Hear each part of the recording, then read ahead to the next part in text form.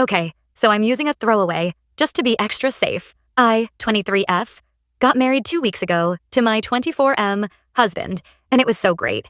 I had 5 bridesmaids plus my maid of honor, but I'll just refer to all of them as bridesmaids. Between the ceremony and the reception, we took photos, as you do. The problem started when it was time to take photos with my bridesmaids. One of my bridesmaids, 23F, and who I've been friends with since college, is super tall and has a muscular build. I'll call her N. And really stands out next to me and my other bridesmaids.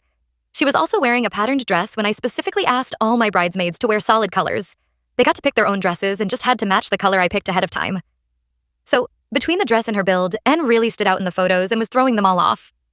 After the first round of pictures, we all gathered around the photographer to see what we had so far, and I swear everyone had the same thought simultaneously. Of course, nobody said anything because she's our friend and we wouldn't want to be rude.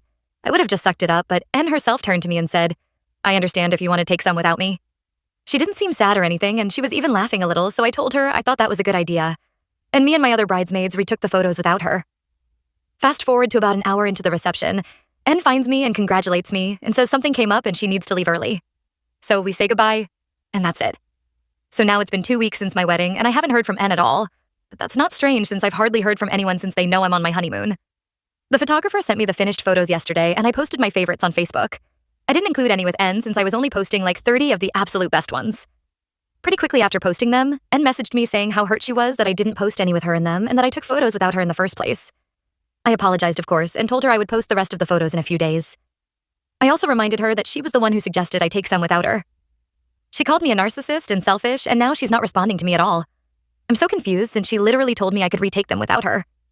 I also don't think it's such a crime for me to want my wedding photos to be perfect. My husband also agrees with me. However, I can tell she's really hurt, and she's not the type to her worked up like this over nothing.